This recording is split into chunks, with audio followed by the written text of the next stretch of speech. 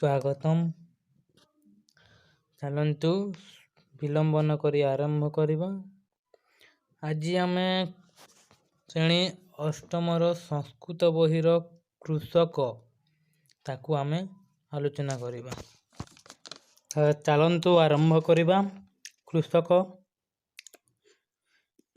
एसह ओडिशा प्रदेश, यह होछि ओडिशा प्रदेश।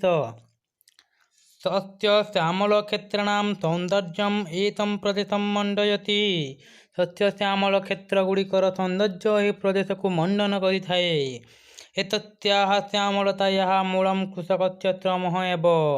यार श्यामलतार मूल कृषकर श्रम ही अटे।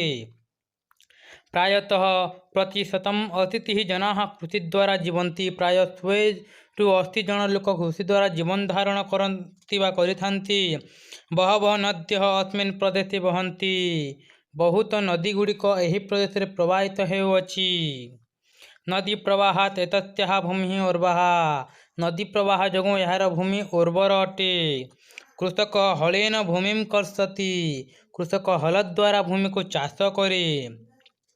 एतेन भूमि उत्पादन योग्या भवति। यह द्वारा भूमि उत्पादन योग्य होइथाए। हलम नाम लांगलम। हलर अर्थ बा हलर नाम हेउछि लंगल।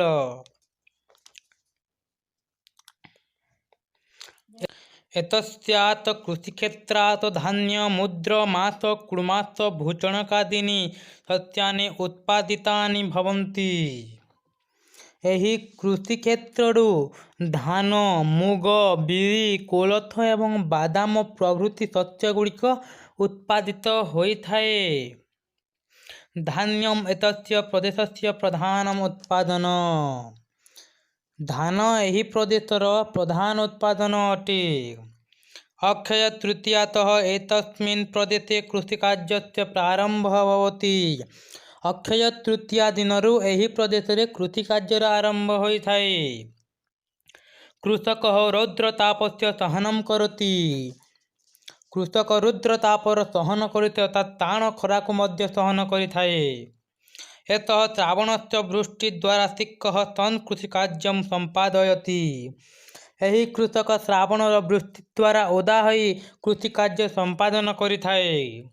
शीतकाले आलुक बात्ताक पलान्दु लसुण हरित मूलक रक्त बात्ताक शाकादिभिः क्षेत्रं रमणीयं भवति।